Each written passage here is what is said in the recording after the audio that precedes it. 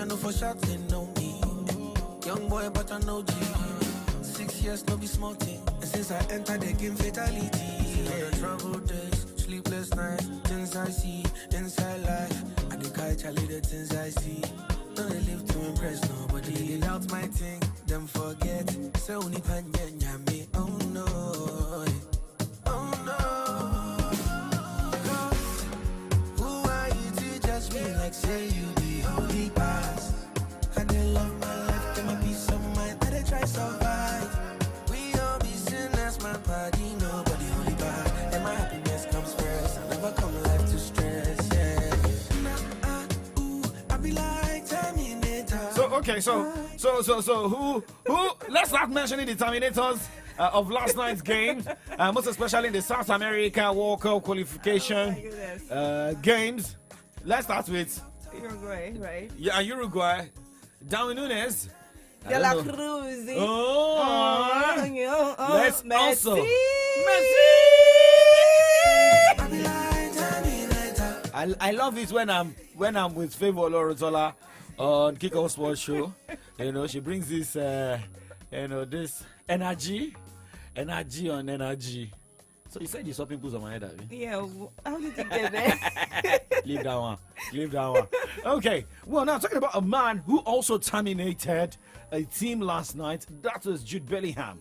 And he was in top form for the Three Lions of England last night. And a lot of people were asking the question, hey, man, it's like you want to spend a lot of time in Real Madrid. Yes. Remember, Harry Kane was also in top form last night as he showed a great performance, scoring 2 goals. Well, for Marcus Rashford, I still want to ask the question. Maybe you'll be thinking of where to move to. Well, you listen to a song coming from King Promise, Terminator. I hope that song can get more awards. And someone was saying, yes, maybe Jude Bellingham will soon win Ballon d'Or. I was like, hello, maybe soon, but not this year. Maybe next year. Maybe in 2 years' time. But you know, he already said he wants to say 15, 16 years. Yes. So maybe during that period, the next 10 years, that'll be having him there. Okay, you're welcome to Kickoff Sports Show. And it is the first half of AM Updates. My name is Olan Dakwa Kunubi. Favor Lawrence Alas flashing Army Green this morning. Abby? Is it not Army Green? Whatever. Okay, so now let's go straight and look at some stories making rounds of water sports. We look at tennis this morning. Where? Well, top-seeded Taylor Fritz and second-seeded Casper Ruud both won their open matches Tuesday at the Japan Open. Fritz beat 18th ranked Cameron Norrie 6-4, 6-3, and Ruud defeated wildcard entry Yusek Wataniki 7-6, 6-3. Fritz ranked 10th in the world and of 13 aces and broke Norris 3 times to improve to 7-6 against the British player. Okay, now looking at more updates from the Japanese Open, the Japan Open in Tokyo, ATP 500. One game already decided today in the singles where Ubao Kaz is out, losing against the Zhang 6-3, 4-6, 6-7. And, well, the doubles, first double of the game has been cancelled. The match was meant to be between Jamie Murray, who teamed up with Michael Venus, against Alexander Vukic and Alexei Popyrin. But looking at other games, they decided today Felix Auger-Aliassime through to the next round, including Tommy Paul. They all won their games today in 2 straight sets. But another singles game going down today. We see Casper Ruud against Marco Giron by 10 o'clock as Ben Shelton will take on Jordan Thompson. Now jumping straight and looking at what is going down at the European Open in Antwerp, the ATP 250. Okay, Dominic Koppel is going to be up against Nuno Borges later on by 11:30 today, while Dominic Striker will be up against Botte van Vanchal. Alexander Tejeko will be up against Jean-Pablo Villares, and Arthur Fils will take on Marc Lagel. Okay, well, you just got that. Now, let's just move on this morning. Although we know some games are also going down in Stockholm Open, ATP 250, as we have in Tunisia, Jasmine Open, WTA 250. Let's talk about ladies because, Favor is here. Today is Wednesday, Woman Crush Wednesday. You understand? 10:30. All right, Lucia Borzetti is going to be taking on Sarah Irani. Later on, Irana Shai Martinovic will be up against Lisa Mertens. Later on, Nadia Podoroska will be up against Maya Ontama. All right, now moving away from that, let's go straight and talk basketball. Where Golden State Warriors forward Draymond Green will miss the remaining 2 games of the preseason as he recovers from a left lateral ankle sprain. The Warriors announced on Tuesday putting his status for the regular season opener up in the air. Well, Warriors coach Steve Kerr said Green is considered questionable for their first game of the regular season, which is slated for October 24 against the Phoenix Suns. Green has been cleared to begin light on-court workouts such as shooting drills, but will not return to full team practice or scrimmages yet. He will be evaluated again on Sunday. Okay, now let's look at another update, most especially this one is off the court, where Kevin Porter Jr.'s ex-girlfriend said the former Houston Rockets guards didn't hit her during an alleged fight at a New York City hotel last month that led to his arrest. Remember, we're talking about this Kevin Porter that also happened to football players. Remember Manchester United's Anthony. Remember Neymar Jr. Remember that of Cristiano Ronaldo. Well, this story doesn't sit down well with me because I think something must have gone under for her to have come out to say that she wasn't hit. She was okay. If you say that, maybe something might have gone under. But hey, why did she come out at first to say that she was hit? Is it because of the guy being popular, or maybe she just wants to tarnish the career of Kevin Porter Jr.? What if there was something that went wrong? We cannot tell. We can't, say what's really happened. But I was surprised getting it. But Porter was arrested after the alleged attack and initially charged with multiple felonies, including assault and strangulation. However, Manhattan prosecutors dropped one of the assault charges Monday after acknowledging Porter did not fracture the neck vertebrae during the incident of his ex-girlfriend. So for those of you who also are in toxic relationship, I mean, yes, there's some relationships that you call situationship. Yeah, relationship. we did it on Monday. Eh? Oh, okay. I know. Okay. The Yeah. nurse is here. All right, let's move on this morning. Let's move straight to the second half of the show where we talk football and we'll go straight to the African scene and we talk women's football.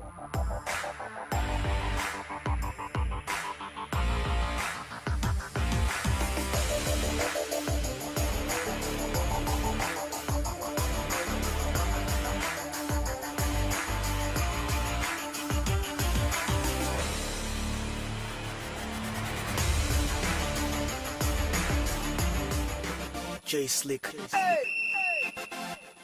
She dey play ball low. Hey. And she dey score goal low. For my heart to you. And she dey give them colo. Hey. God, I use my ass now for life. My true love no be joke, be my wife.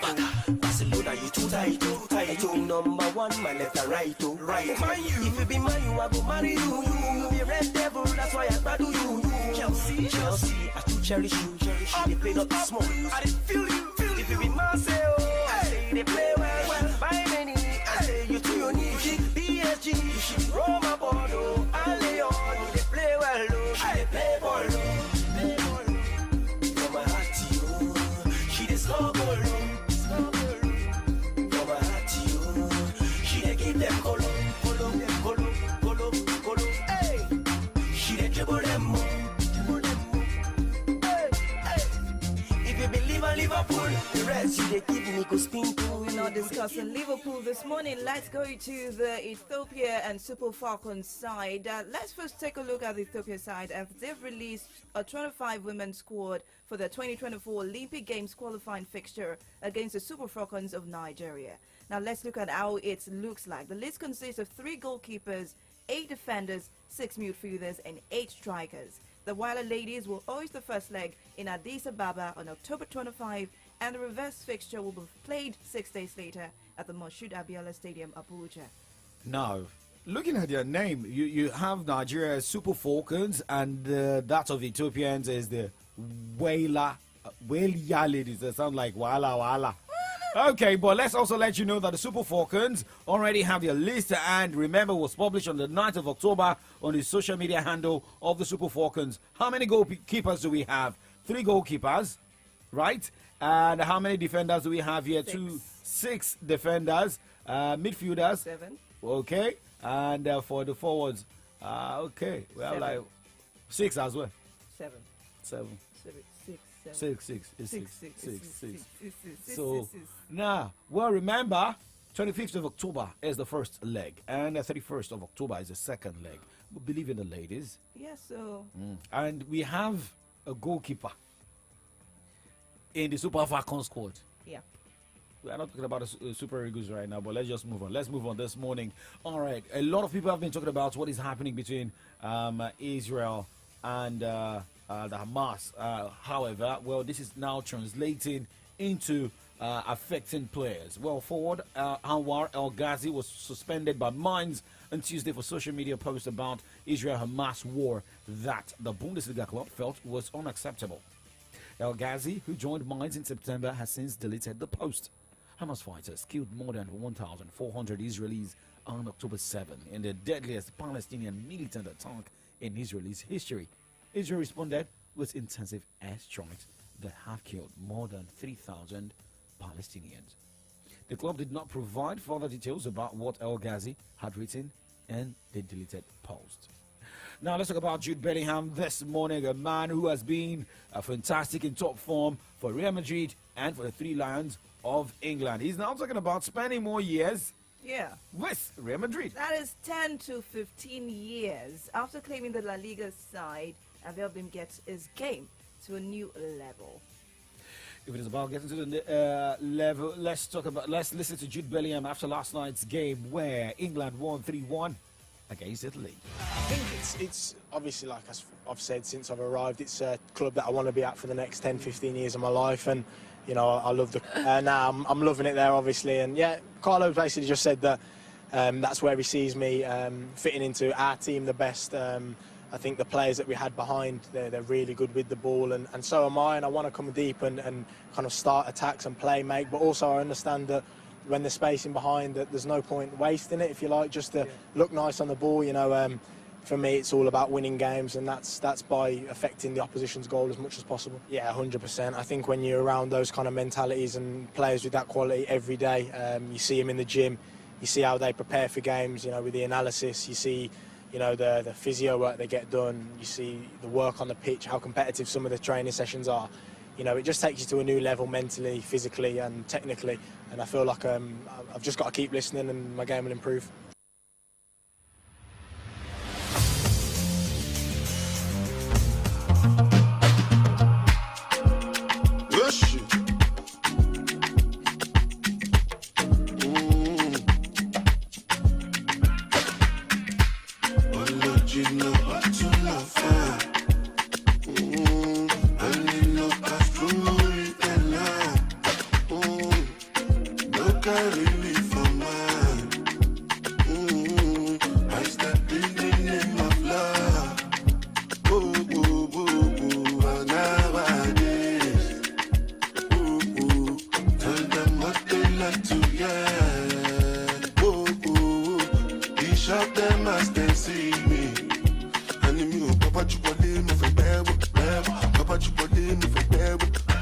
Okay, now this song is dedicated to Jude Bellingham.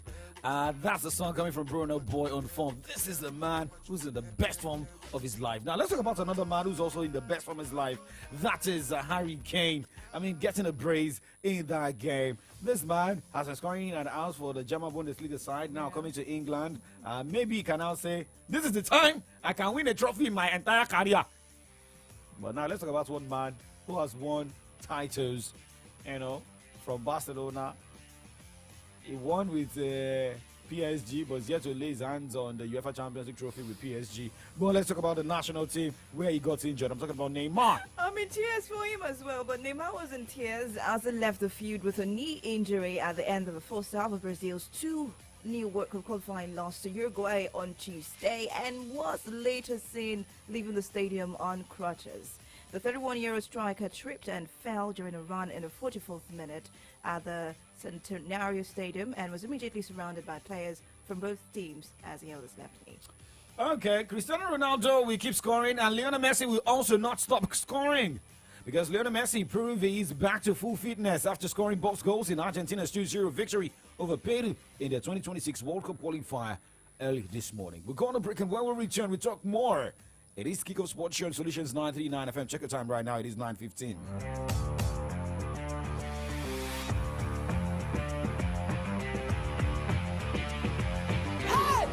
One day, na so bag with plenty money just appear for inside one Olanrewaju compound. 2 seconds, everywhere boss. Let me get a bag. May nobody see my red eye. Hey. Let me face him. Me cannot see you near You say waiting. As the landlord of this yard, so let me be the rightful owner of that Hey, bag. Oga landlord, how could not find your size? We die here. Have they come on see? Come on, you won't call it. Now who come get this bag? Now for the new series, Akpo, we go know.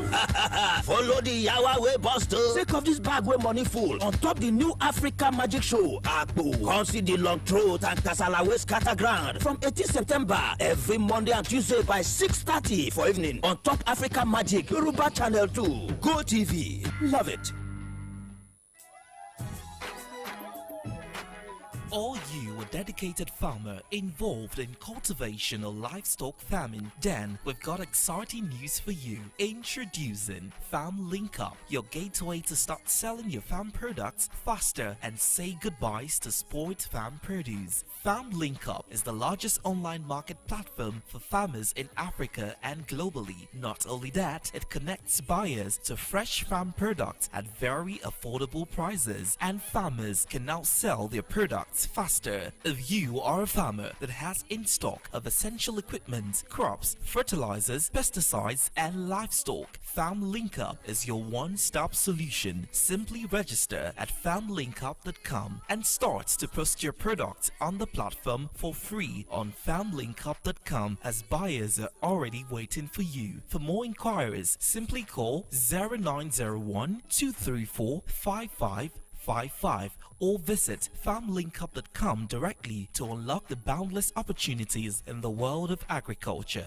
Farmlinkup.com, connecting farmers to the consumers and the world at large.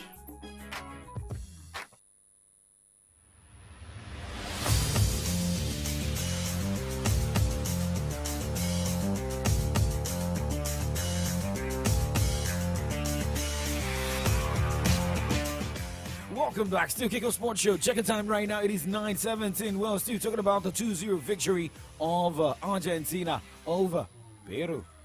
Argentina will remain top of common ball standings. Will host Uruguay on 16th of November before taking on Brazil 5 days later. Now let's talk about Angel Di Maria. Well, Argentina winger Angel Di Maria said on Tuesday that the 2024 Copa America will be his last tournament with the Albiceleste. And in a 16-year run with the national team, Di Maria, who isn't part of the Argentina squad for the weeks CONMEBOL qualifiers due to injury, said one of the reasons for his return to Benfica, the team it broke through with the Europe in 2007 from Juventus, was to help him reach next year's Copa America in good shape.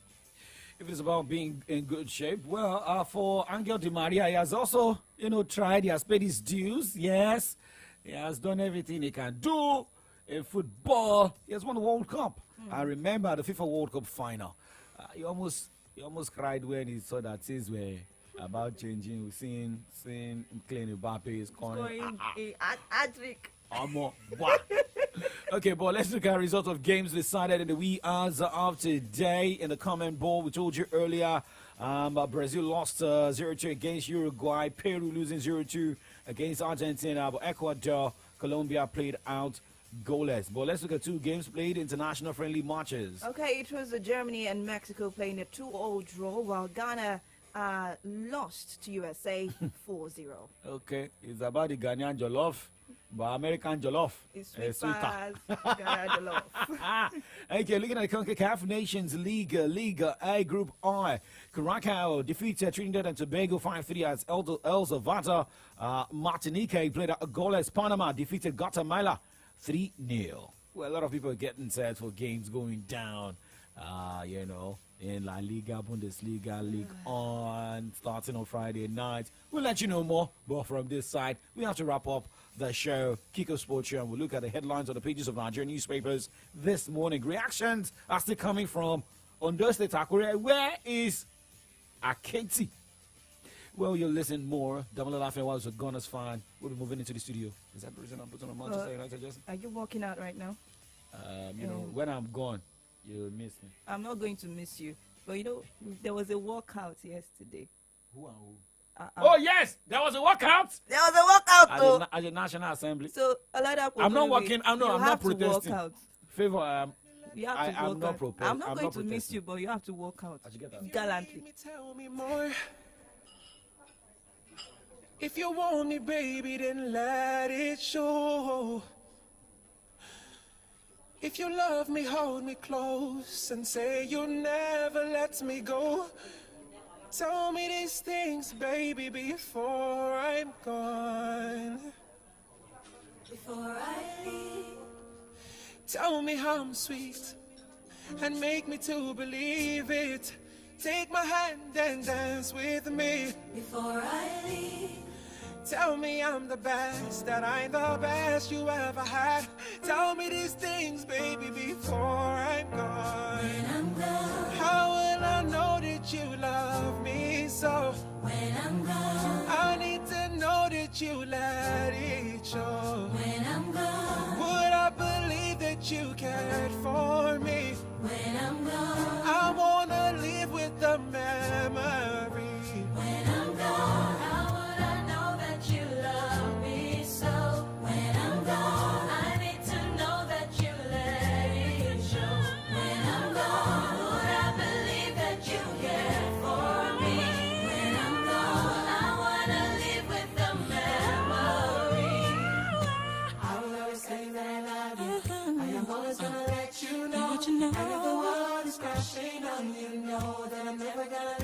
Never gonna leave you. I will always say that I got you. I will always be a helping hand. When you need a friend, I'll be there for you. I'm gonna be standing right by your side. When I'm gone, how would I know that you love me so? When I'm gone, I need to know that you let it show. When I'm gone, would I believe that you care for me? When I'm gone, I wanna live with the memory.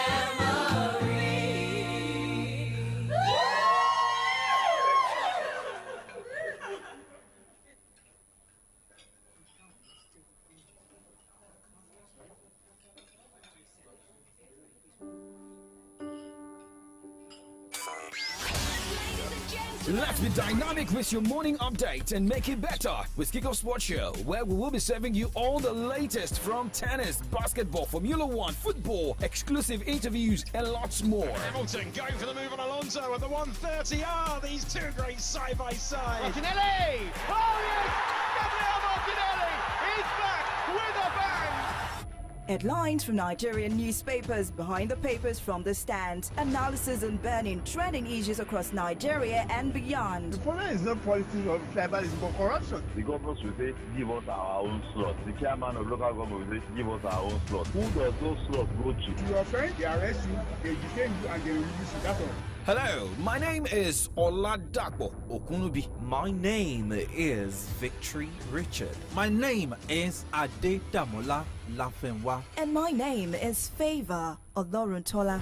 Join us weekdays 9 a.m. on your Remedy Radio dial, Solutions 939 FM. Here, we make it different from the norm. News, sports, entertainment. Top 100 music on your Remedy Radio dial. Solutions 93.9. Do not touch that dial. Keep it 93.9.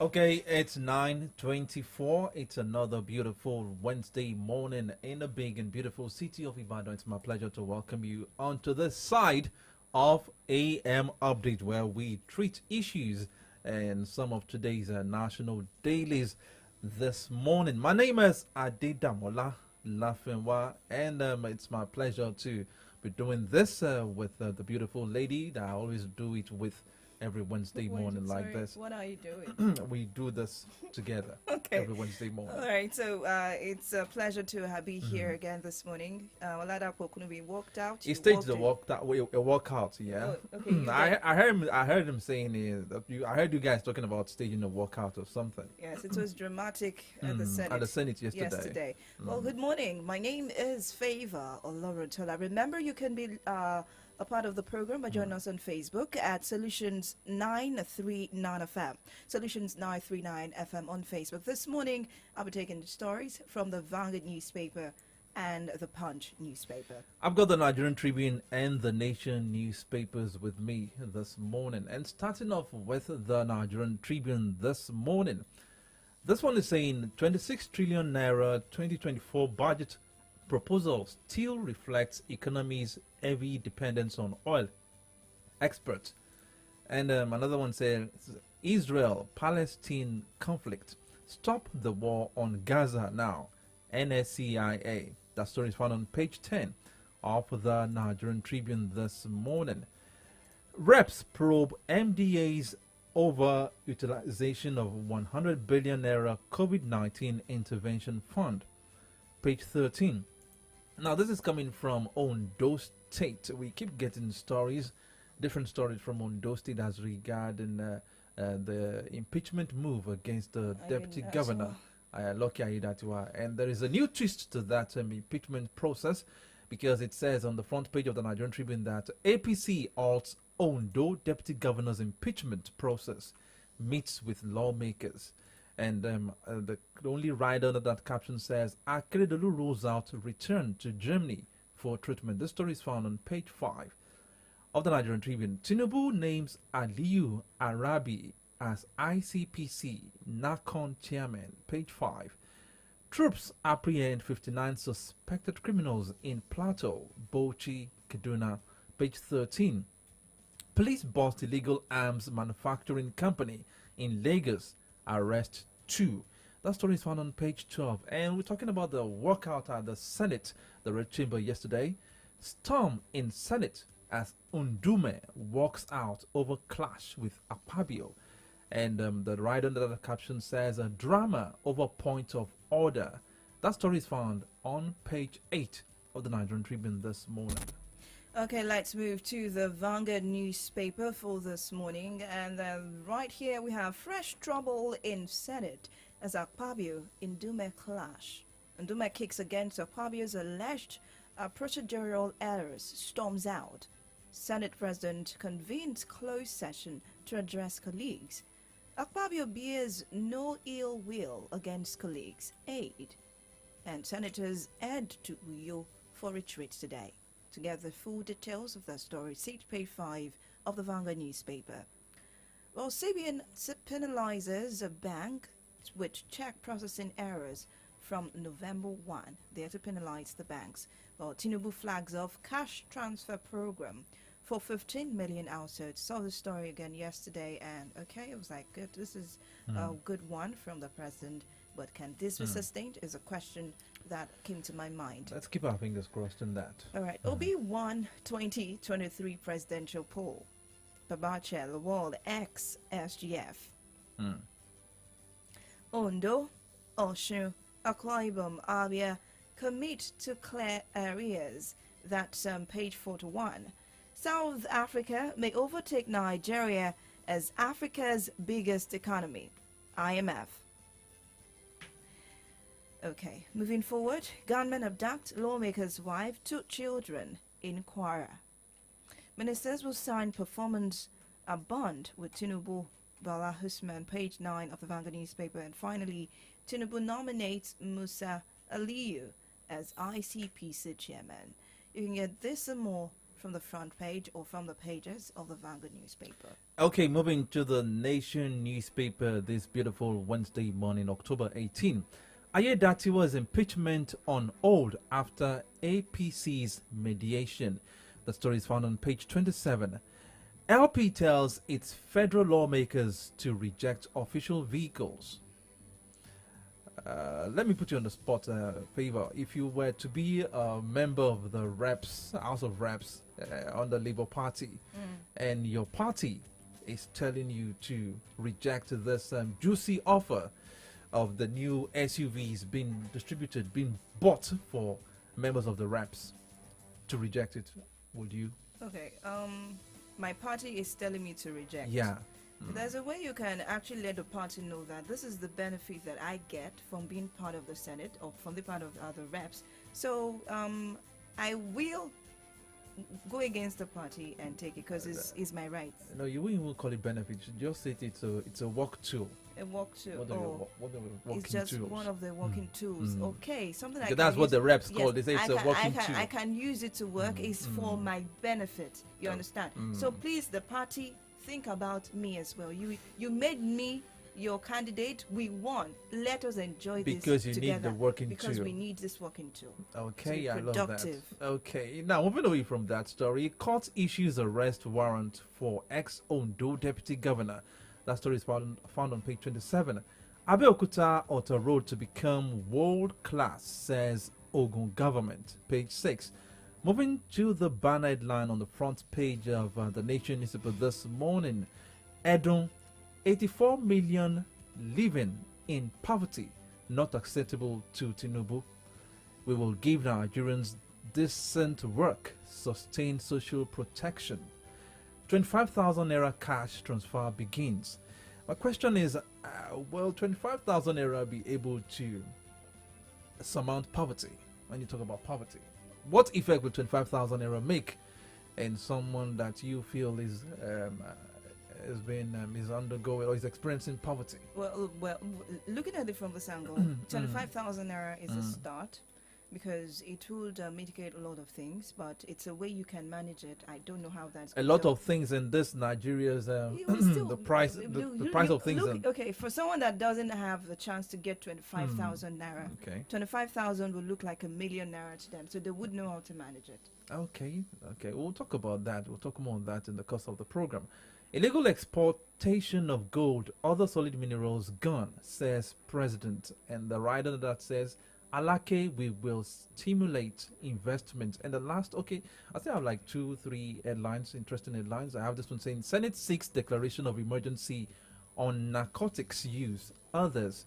And another one says, the president appoints helmsman for ICPC, NACON, PTDF. And the last one I'll be taking says, AFDB, ADF to bridge $42 billion financing gap for SMEs. These and many more stories will be found on the pages of the Nation newspaper this Wednesday morning. All right, I'm going to be punching through the Punch newspaper with this first headline here. 35,000 naira wage award. Labour gives government ultimatum, or governor's ultimatum, 61 million Nigerians to get 1 trillion naira. Ultimatum given by NLC, TUC applicable to state, Kano, Gombe NLC chapters, others. 15 million households to get 25,000 naira monthly. Program will reduce poverty, says World Bank. Okay. All right. On the front page of the Punch newspaper here, it's not a good news. It's in Lagos as 14 people were injured when 2 BRT vehicles collided in Lagos State. We keep getting reports of these BRT vehicles, more accidents in Lagos, and I don't know. Lagos is developing, but why all of this? I wouldn't know. Was it a head-on collision or maybe collision from the back? I am not quite sure. Okay. But what I see here, there's a vehicle behind. There's another one probably on reverse. Oh, okay then, because I don't think there is any route in Lagos where the two different BRTs will face each other. Yes, in Lagos we have different lanes for the BRT buses. There is another one moving. I have no idea what's really going on there. But the what I see here is damaged in front. I don't know what's really going on. We're going to check that story. Well, let's move on to Ondo lawmakers meeting Ganduje to suspend Ayedatiwa's impeachment. Page 8. this story is already becoming even more interesting as the day goes by. Many feared killed as Oyo security agents others clash. Moving forward, Tinubu ministers face first assessment January. Protesters storm National Assembly, oppose EFCC, cheers confirmation. There's a new chair for the EFCC. Let's see why I want 550 million naira damages for compulsory retirement. Ex-DIG. Now to Israel. Free Israeli hostages. France, Turkey urges Hamas. Page 7 of the Punch newspaper. Okay, we have some sounds to play this morning. Still talking about some of the stories we read out earlier in some of today's national dailies. And the first one, I think we talked about the walkout by Muhammadu Ali Ndume on the floor of the Senate yesterday. And there is another sound, right? Yeah. Okay. From doing... Yeah, the special assistant to Ondo State Governor, that is Governor Rotimi Akeredolu, is special assistant on media, talking about a particular issue. Let's take a listen at those two sounds.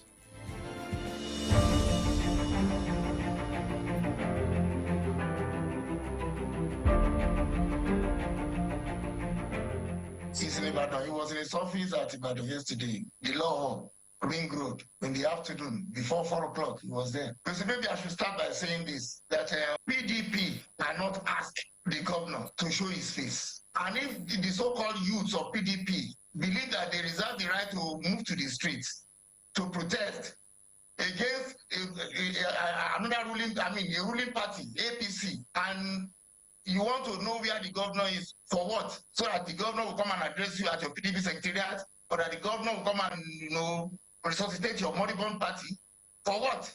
And this idea of asking security agencies to just allow you to move to the streets, where is that done? If PDP youth wing will want to move to the streets, what about the APC youth wing? If they had also been allowed to move to the streets, so what will happen to the people of the state? The law, the peaceful, the peace-loving people of the state, the law-abiding citizens and residents, and those who will be passing through the states. It goes beyond this. Aketi is in Ibadan.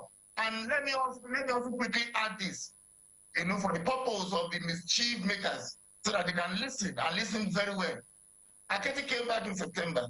Where he used to stay, the presidential lodge built for a visiting president at that time, President Olusegun Obasanjo, is a 2-bedroom apartment. You can send your correspondents to come and verify. I'll take them round. Now he's back. He cannot occupy that place again. The old governor's office, the governor's lodge, created by the previous administration, is now the office of the investment, outlet called Ondipa. That's the office. So the governor has been managing a 2-bedroom apartment for 6 years. So his current state of health will not permit him to pretend that all is well. He will need all the things he will need for him to recover properly. That's why the new place that is being arranged for him is almost completed. And there is no commissioner today, unless that person wants to be mischievous and will be asking the person to resign immediately, who will say that Aketi has not been getting in touch. And when they say, they want to see Aketi, they don't want to see him at the site so that he'll be carrying cement or he'll be following workmen.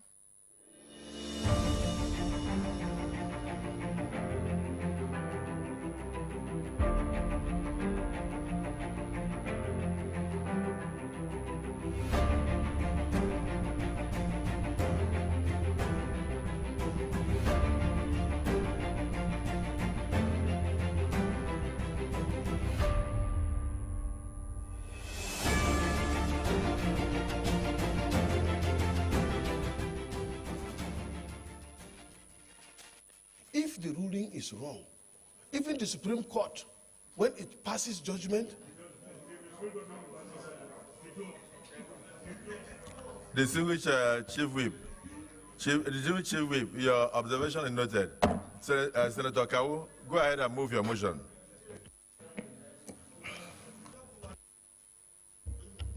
Thank you, Thank you, SP. And the point of order is Order 54 and the responsibility of the Chief Whip. Is it 54 or the Chief Whip? Just as a way of, advising the Senate on the way we do things. Mr. President, this is the Senate. This is the Senate. And we should not shy away from learning. Sorry, the clerk, can I have that order 54?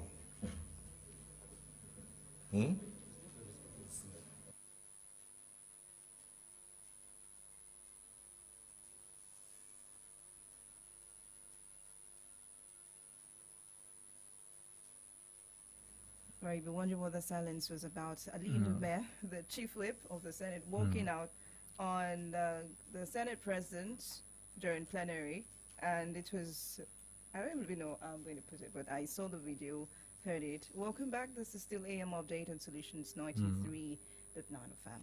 Okay, before that, you listened to the voice of Mr. Doyin Adibowale, the Special Assistant on Media and Publicity to Governor of Ondo State, Rotimi Akeredolu, defending the allegation raised, defending the allegation raised against the governor by the PDP that why is the governor presiding or governing away from Ondo State. Okay, we have Comrade Ayodeji Ajishope with us this morning. I'm honored. Comrade, hello, morning. Comrade, good morning. I am totally unable to hear you. Can you hear us now? Hello? All right, we'll have to establish connection with Comrade Ayodeji Ajishope to treat this, some of the issues discussed earlier. We will be talking about the point of order raised at the Senate yesterday that led to the walking out of Senator Ali Ondume. Let's see whether there's an audio challenge here. Can you hear us now? Are you with us now? I am unable to hear you. Okay, we'll try to reconnect with you.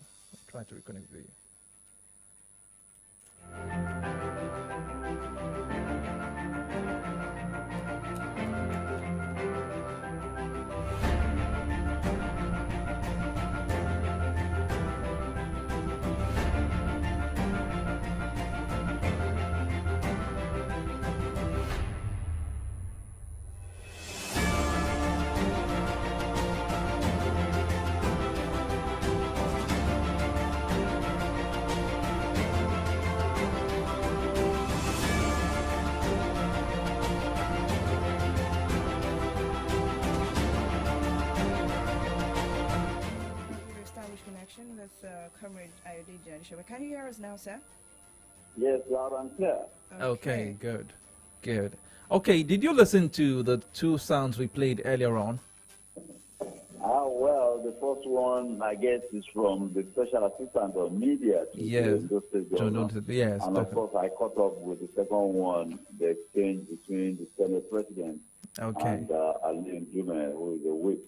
Okay, there is a new drama talking about the impeachment process of Lucky Aiyedatiwa, the Deputy Governor of Ondo State, with the APC as the party stepping into the situation and urging the lawmakers to step down. But before we go into that, there has been this conception or this things been going around that is it proper for a governor to be governing a state from another town, another state entirely, judging by the fact that since Governor Rotimi Akeredolu came back from his medical trip in Germany in September, he has been residing in Ibadan and he's been governing, let me just put that in quotes, governing Ondo State in Ibadan. Is it right for a governor to do such a thing? Let's start from that.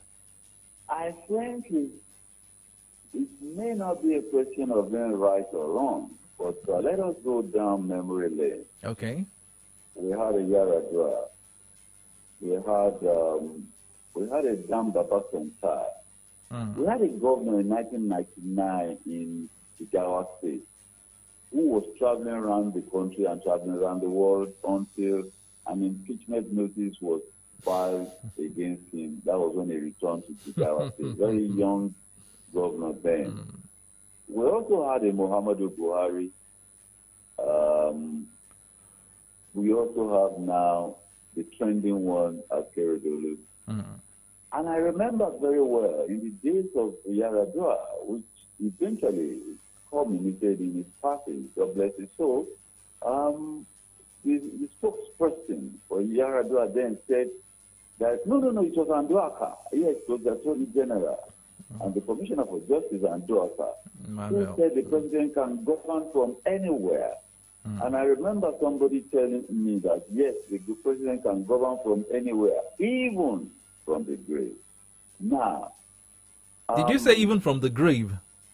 That was one person. What one person told me sarcastically. That was so.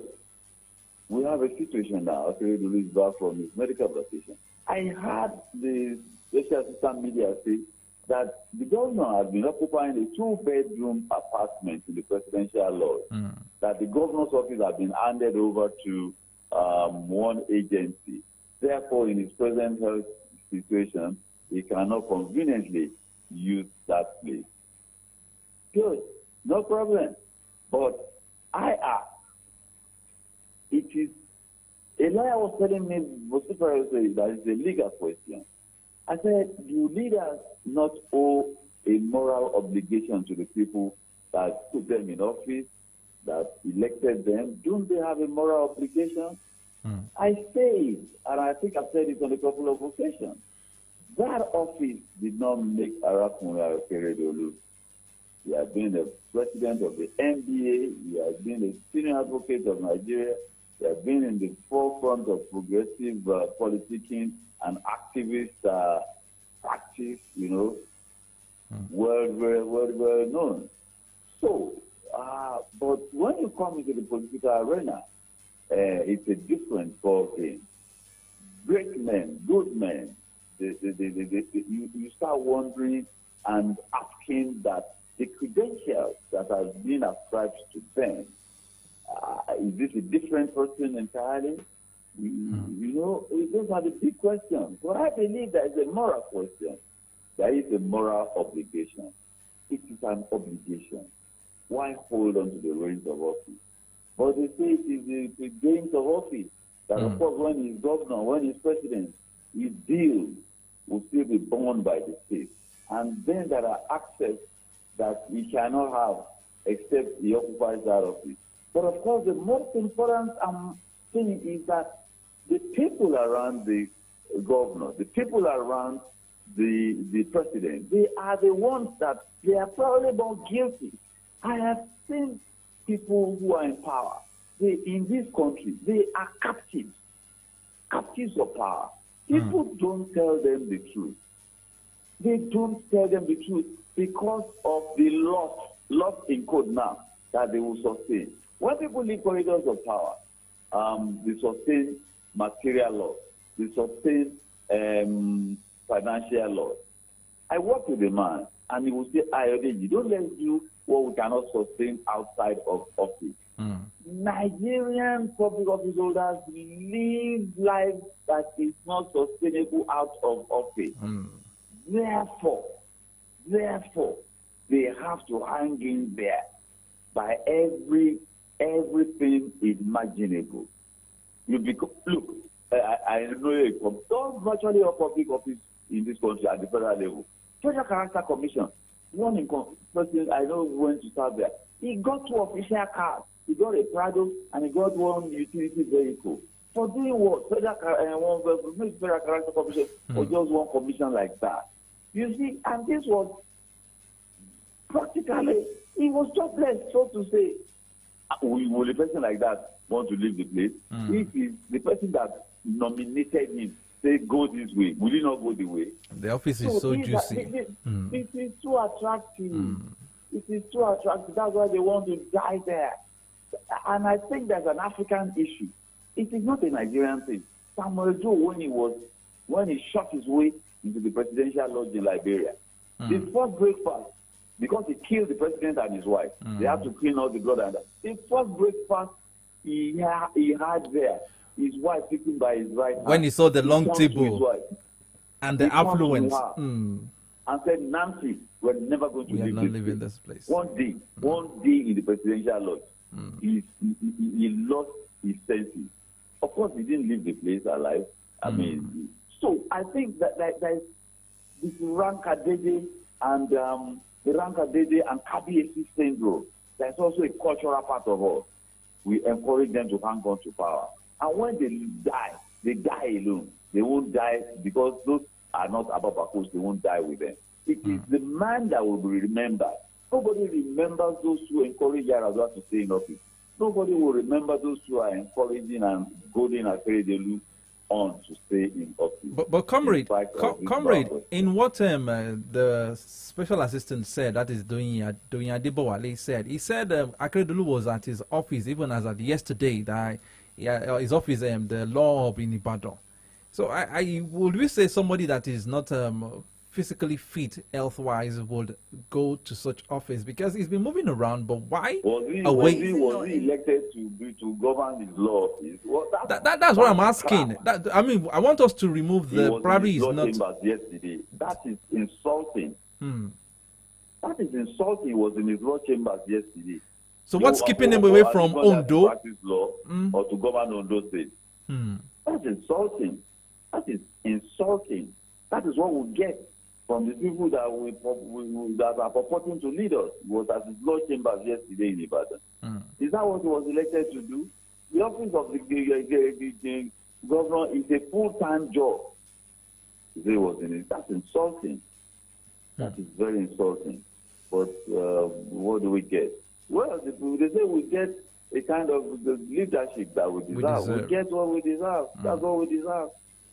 Okay, we'll still talk more on some other issues after this timeout. We'll be right back. Please hang on there. All right. One day, na so bag with plenty money just appear for inside one Olanrewaju compound. 2 seconds, everywhere boss. Let me get a bag.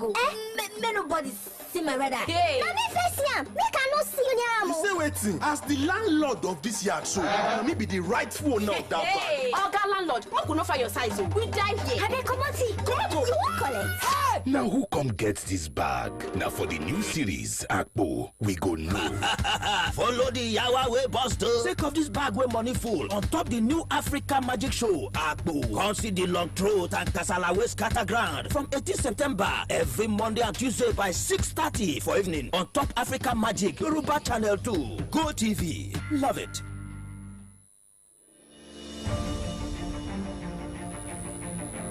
Thank you very much for staying tuned to Solutions 93 of FM. We're still in conversation with our analyst, Comrade Ayodiji Ajishope. Welcome back, sir. Yeah. Okay, Thank so you. before we went on that break,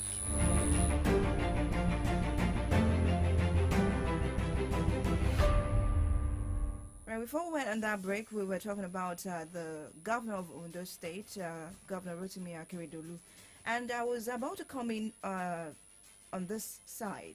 If you can assume office at your law firm in Ibadan, you claim that you are not feeling too okay. Why is it that you're trying to push out your deputy, that is Jeopardy, that is Loki Aiyedatiwa, out of office because you have someone that can do the bees for you in your absence? Hello, comrade. Hello, do we still have him there? Oh, we'll have to connect with him again.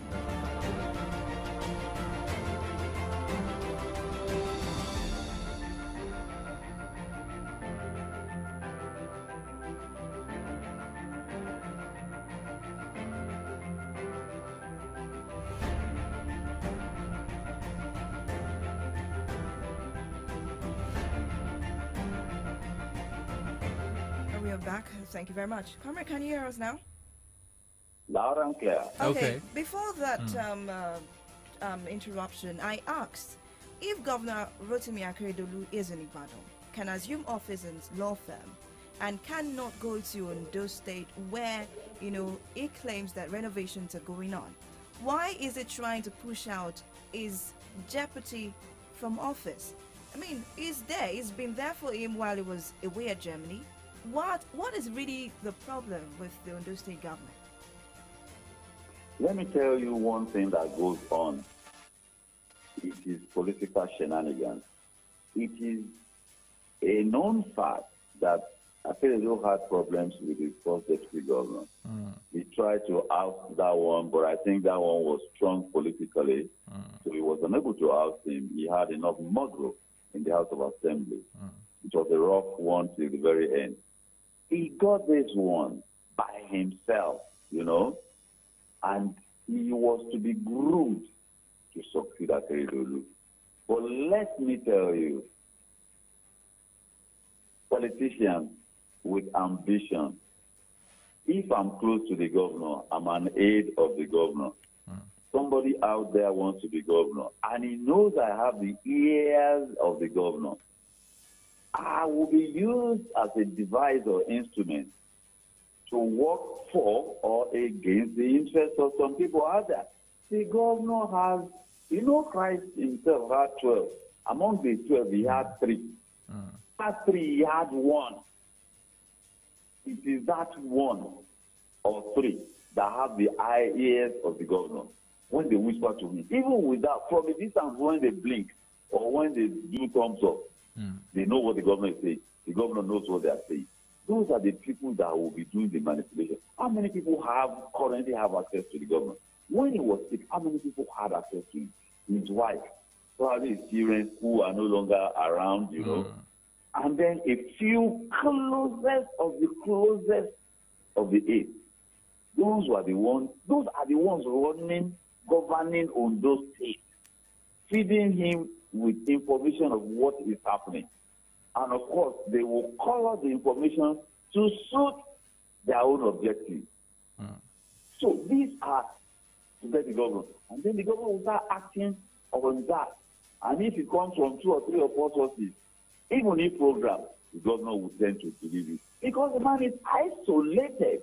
He has been isolated for how long now? What a man you chose to be your deputy with the intent of grooming him to succeed you, and suddenly you want to get rid of him via impeachment.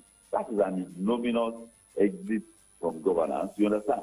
So you see that trajectory of love to, what do you call this? Something must have gone critically wrong. And then I said it a few days ago, a little bit. Yes, the man the man bought approved for himself when he was acting governor, an SUV valued at close to 300 million naira.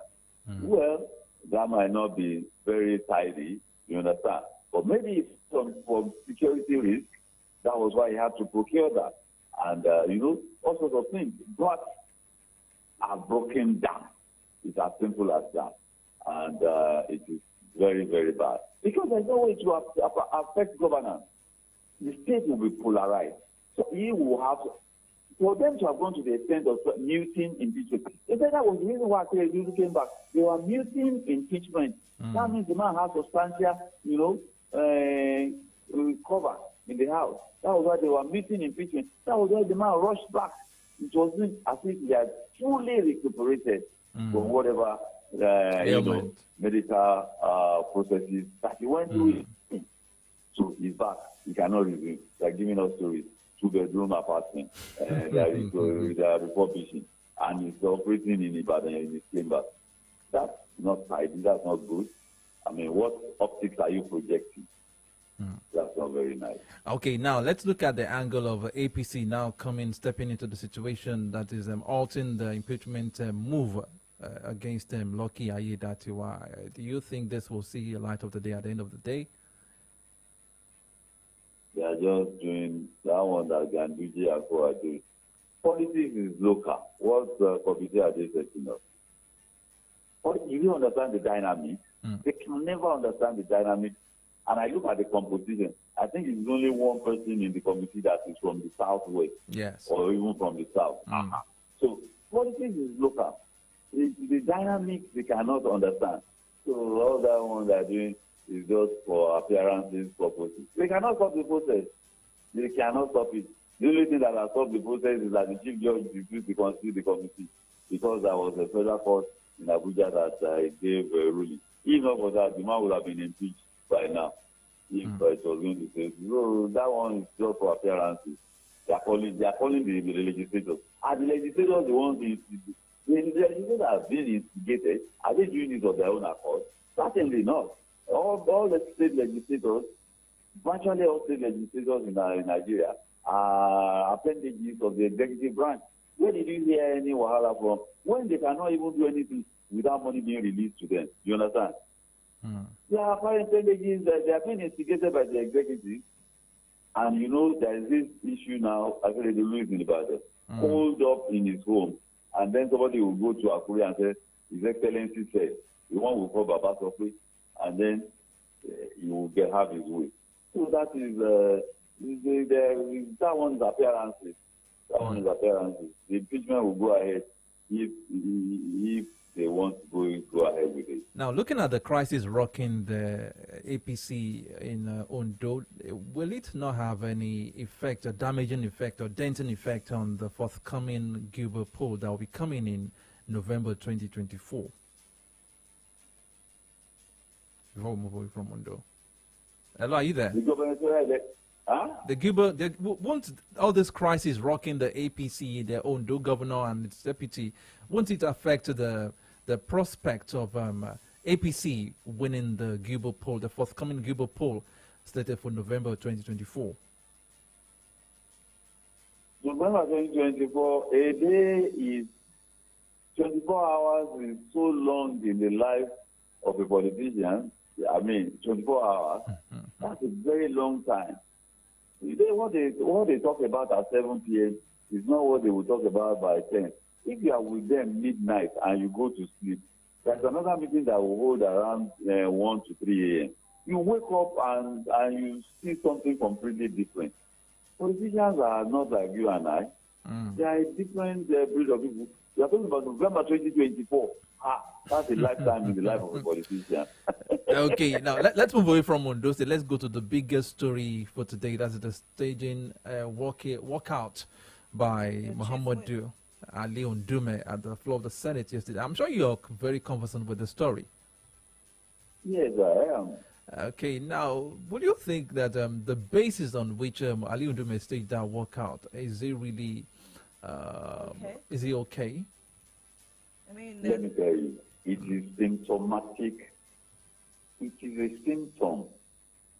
That one that we saw there was just the one that historians call the final straw that broke the camel's back. You understand? And what the man did is symptomatic. Today the man was the chief campaigner for Akwabi, was he not? Yes. He was the chairman of his campaign committee now. He was the one that was campaigning and even telling us the number of votes, the breakdown of votes, who will vote for who and who will not vote for who. How many months ago? He became Senate president in June now. Yes. So July, August, September, October, 4 months after, 1/3 of a year, they have lost their head. Let me tell you. But Ali Ndume is a veteran of this shenanigans, the parliamentary shenanigans. He's a veteran. And he's a veteran of parliamentary shenanigans. Okay. Akwabi should watch it. You remember what they told the Minister of Work? This is federal, this is not state. When you will be conducting yourself like headmaster. Headmaster, yeah. You conduct your head. Look, that is, if you are a Senate president today, that is what you will call Aparogun, Gachukan, and the one that climbs the heap. They are distinguished senators representing a senatorial candidate. You are just elected. When Okadibo was moving around, Mr. President, somebody said, you are not Mr. President of anywhere. You are Mr. President of this chamber. If you think beyond that, and how was it brought down? So Akpabio should tread softly, overruling. Look, Yari has not gone to sleep.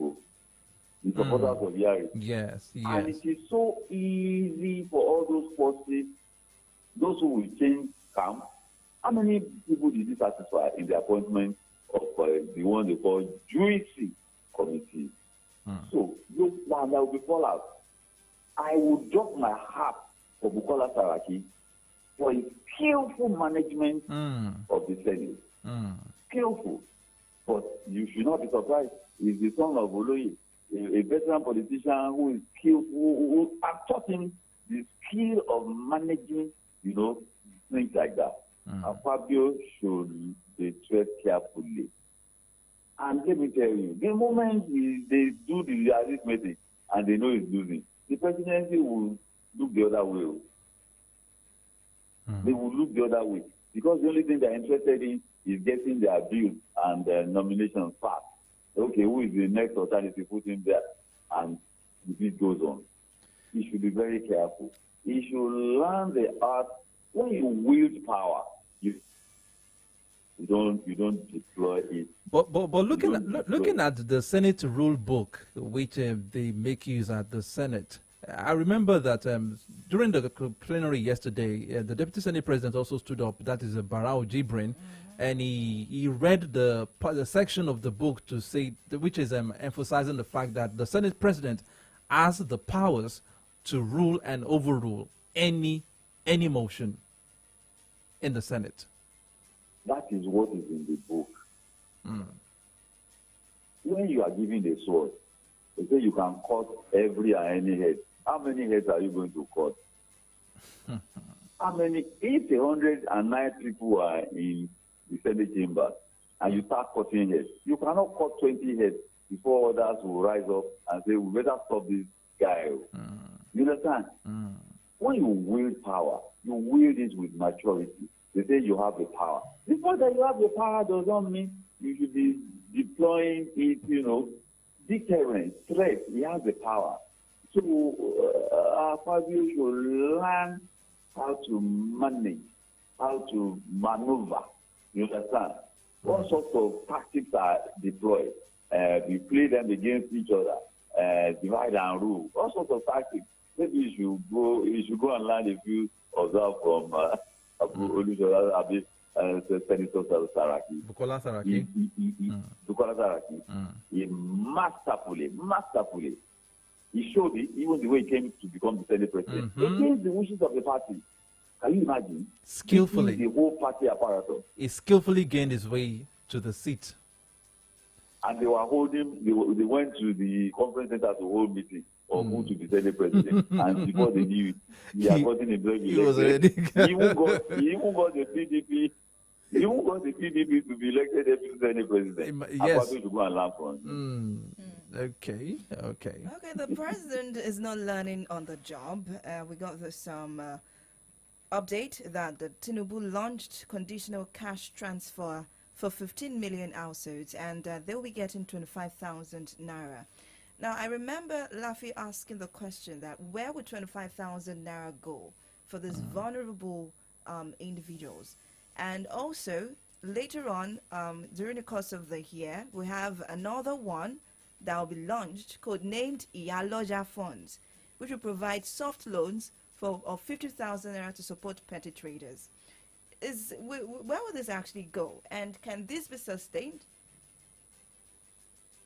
Okay, the conditional cash transfer, 25,000 for 6 months. We are told that for how many months? For 3 months. There is a thing we have 136 million multi-dimensionally poor. I must agree and say that for a fact, you hand 25,000 naira to some, you hand 5,000 to some people in this country today. They can do a lot with it.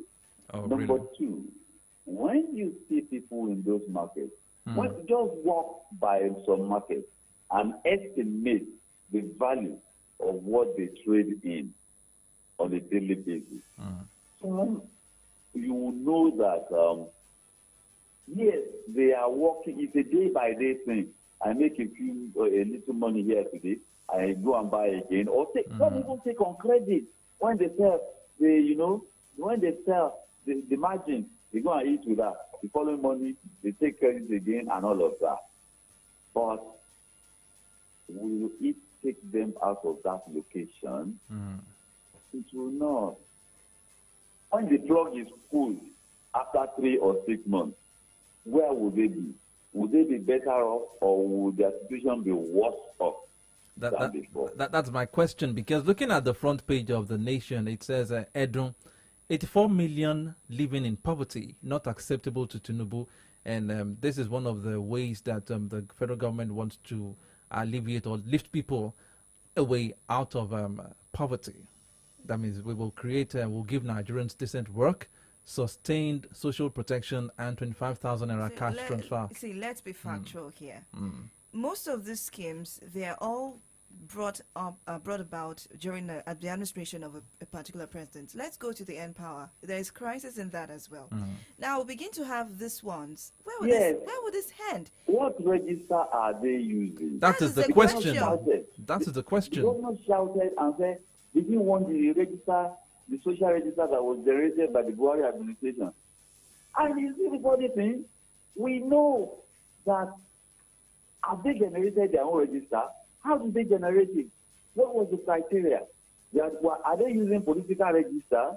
Those are the challenges that we have. We are a dishonest people that are not straightforward. Now, this 25,000 naira cash is about to begin now. Who are the beneficiaries? How did they come up with the list? Is it that one alone? What about the palliative the governors are doing? Who do you know that got palliative in Ibadan? Who do you know? I'm yet to meet any till now.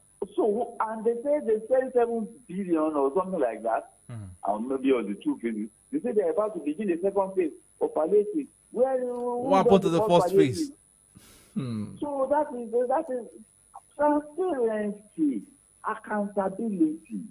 They are not transparent. If you are not transparent, you cannot be accountable. Maybe you are the only one that knows the parameters. Maybe you are the only one that knows the register, and you only one that knows how you got the names of the register. They are political registers. That is the way things are run in this country. Let me tell you, I have said it. Unless governance is no longer, democracy is the governance of the people by the people for the people. It is no longer so here. People have to consciously, actively organize themselves to challenge the authority. That is, yes, lawfully. I'm not saying unlawfully. Lawfully, when they know people are going to challenge them and sustain the challenge. But the response I get is that poverty has been weaponized. I ask myself, is it what kind of poverty? Material poverty? Is it a mental poverty too? People, when people are hungry, they don't know what to do. Comrade, I just think I know you keep talking about people organizing themselves to challenge those in power lawfully. Now, most Nigerians don't even know how to go about that. I was with Dapo a few days ago, and we were watching, I think we saw a particular story from a country that a number of senators in that country were recalled by the people of their constituents, that we don't have confidence in them, so they were recalled from. And I was telling Dapo, joking, I said, when will this ever happen in Nigeria? So senators can actually be recalled if you feel that it's not representing your interest. So we saw the story, and so most Nigerians don't even know that we have that power in our hands. Not until when it's time for election. Yes, political civilization. I recall, even as recent as 1998, there were parties. Those parties were organized. It was the parties that organized the people. You understand? Parties are supposed to organize the people, educate the people, indoctrinate them. This is what we stand for. This is where we're going. This is how we're going to get there. Look, this Tinubu administration now, they say renewed hope. What are the pillars of renewed hope? What are the pillars of renewed hope? How are we going to get there? What is the time frame? What are the strategies? Do you know? Renewed hope, renewed hope. What are we going to hang on to? You understand? When they came with the UPN and the rest of them, they came with the Cardinal program. Secondary school children knew it up by head. You understand? You could understand what they were doing. You could pigeonhole it and stuff like that. There is no political socialization. People don't think they have rights. Even when people know that they have rights in this country, I've seen it. They say, let's go. Have you ever been in public transport and police will accost the transporter, the driver, and they will bring out document complete. And passengers will be saying, everyone in that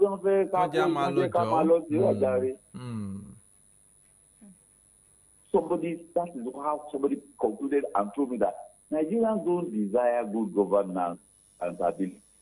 There must be a desire, and a desire comes from knowing. That is knowledge. There is a knowledge gap. There's a knowledge gap. There's a big challenge. All what you know today, they were practically put in you in school, primary and second, and junior secondary school, not even senior. Yes. If it was at university, you learned all those things. Not at all. Eh? Not at all. It's a primary and junior secondary schools. It is like it is put into you, and it cannot be taken away anymore. So that is what we are confronted with. They took history away from schools. Up till today, in our curriculum, there is nothing like the history of June 12 in our curriculum, in our history. So what are they teaching? There's no Nigerian government. It is only universities that they teach it. Nigerian government are policy. So that is our challenge. Okay, I need us to go, but let me take this comment before I let you wrap up. Now, it's about the SUVs. All this drama, let's look at the drama between Guthrie Akpabio and Indume, and then the renewed hope. All this drama is to divert our attention from the 130 million SUV they have purchased for themselves. That is the manipulative lawmakers, according to Isel here on X. Now, Laffy put me on the spot earlier. He asked a question concerning the labor, saying that they should reject the official vehicles. If it were to be you, would you reject the vehicles, or you would say it's the drama to divert our attention from the 130 just to give us 25,000 naira so we wouldn't probe into this issue? Comrade, are you there? I am very much with you. Let me read the headline that Favor is referring to. LP tells its federal lawmakers to reject official vehicles. Now, and I asked her if she were to be a member of reps under Labour Party, would she reject that vehicle? Who are they? Who is the party addressing? Is the party addressing own lawmakers? Its own lawmakers, yeah. It's not its own lawmakers. Its own lawmakers. Its own lawmakers tells it. It's federal lawmakers. Are they ordering them, or they are suggesting? Well, they are telling. They use the word telling them. It's an instruction to reject. No member of the party will do such a thing. Why? You and I know that people. When last did you see anyone with such strong moral suasion in this policy? They will not. They will not.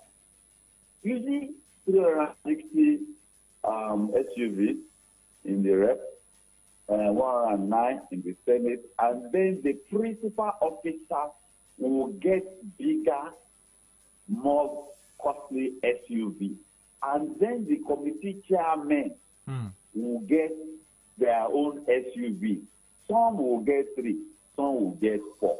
At least you will get a minimum of 1. I know a guy that they started with Peugeot 504 best line in 1999 for rep, and 406 Prestige for senators.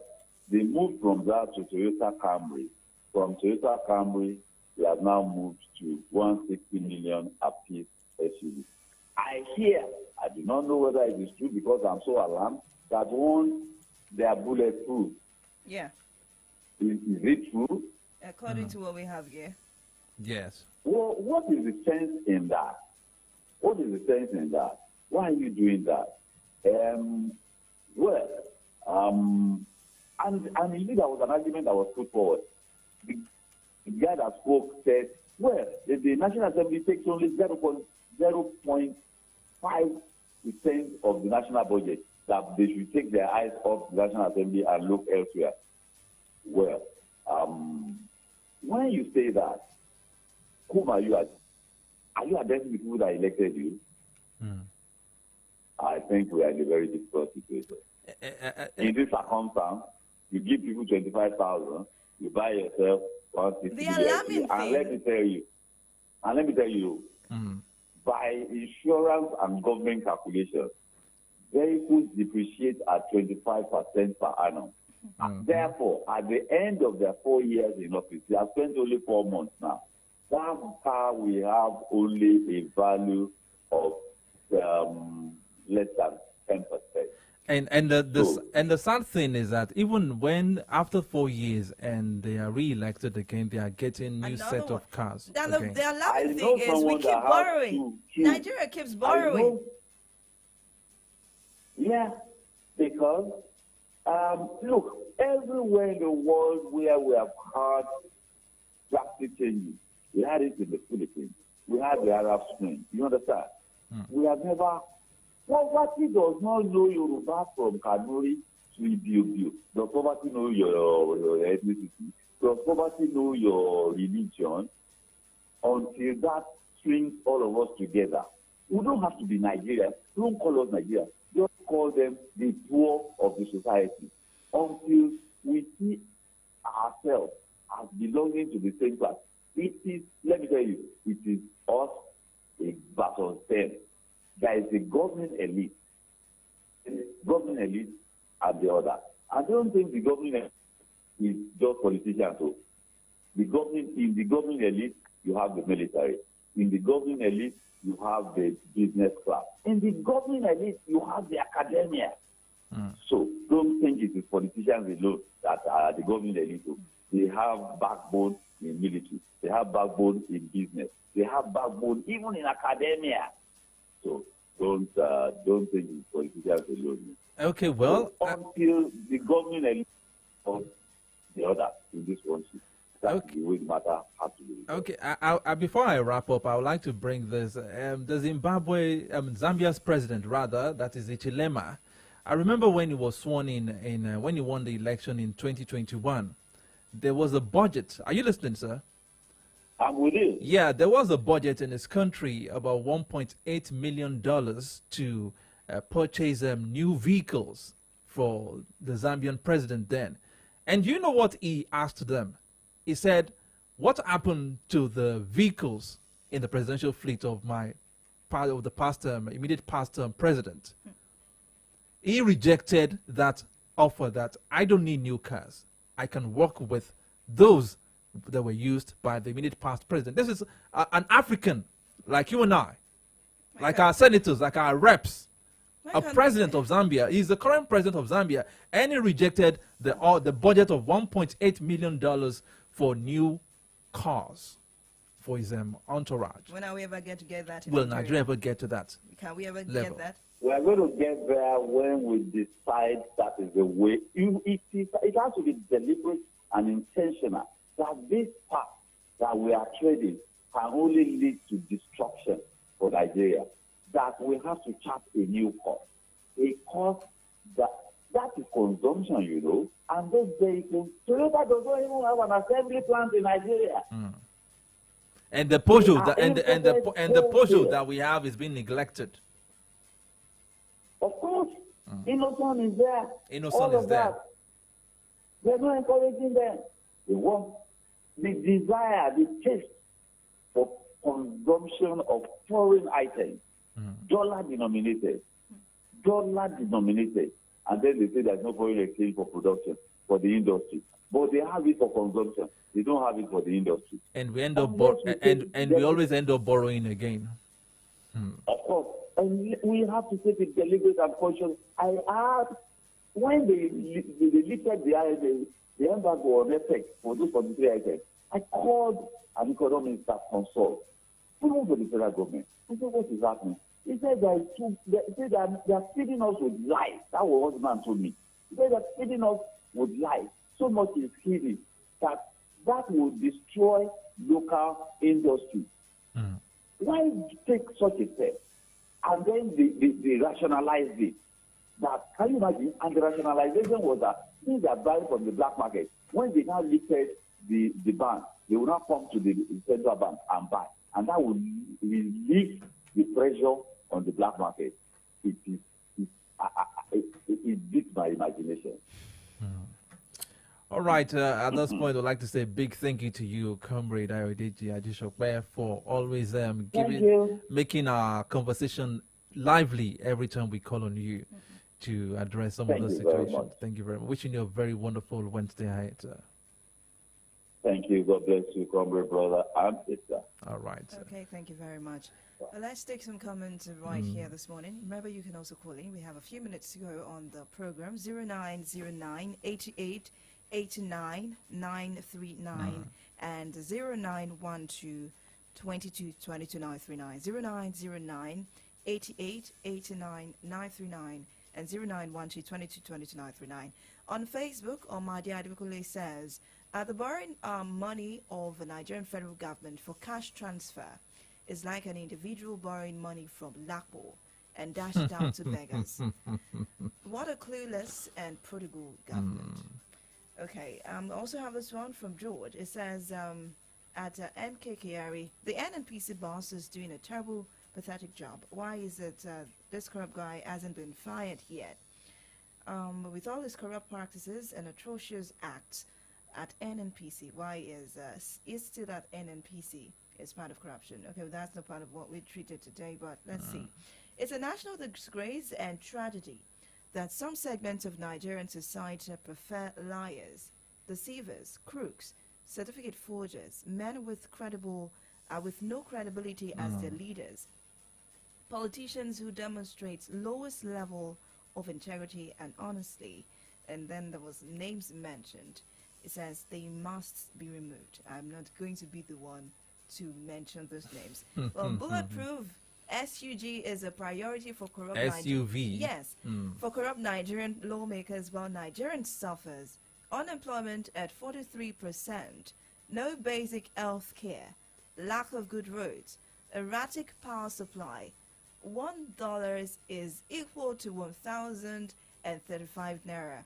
Cooking gas is 18,000 naira. Skyrocketed food prices, but nothing has been done by a bunch of these politicians. Well, the SUVs, like you said, are working tools. So let me keep reminding us that they are working tools. They need them, despite the fact that they had some vehicles before the new purchase. I'm laughing. Well, we also need to get our own working tools to aid our work. Good morning. Hello, good morning. Good morning. Good morning. What's your name and where are you calling from, sir? John from Ibadan. John from Ibadan. Okay, let's have your take. What we have now is conscienceless leaders. We don't have those that have conscience yet until we have them. Did you know that a step that you take in life determines a lot? Now, see what you said about the Zambian president. The Zambian president, Ichilema. What did you not think that the ministers will do? What did you think that those that will work under him will do? He set the standard for them. For them immediately. That is the head. That is the head. When the head, let me tell you a proverb now. When the brain runs faster than the hand, the result will be bad handwriting. When the head misses, there is problem in the body. Well done, my brother. Thank you very much, sir. Thank you very Mr. much, John. Thank you very much. I mean, I was moved when I read the story from Zambia about the Zambian president, Ichilema. I mean, so we can have someone like that in Africa, for that matter, asking them questions that what do I do with what happens with the exotic cars that are already in the presidential fleet? Why do I need to buy new ones? But on a more serious note, we need to get our own working tools. Yeah, we will. We will we definitely. should get our working tools. We will. Okay. Okay. Your microphone is one of your working tools. I am talking about the mobile working tool. Okay, the mobile working tool. Okay, now you're making it. You're expatiating now. Oh my God. Okay, it's 10. We have to wrap up right now. We sincerely appreciate you. Thank you very much, John. Omade Adekule, Agumbi Ade Sharif, Isel on X, everybody that dropped your comments, we sincerely appreciate you. Tomorrow we'll be back. This duo will be back. We are the gentle duo. When you have that one, Victory, I know it's not that gentle, but hey, please join us again by 9 o'clock tomorrow, starting with kickoff and then to AM updates. My name is Favor Oloruntola. Have a wonderful day. And my name is Adedamola Lafewa, wishing you a winning Wednesday. Good morning.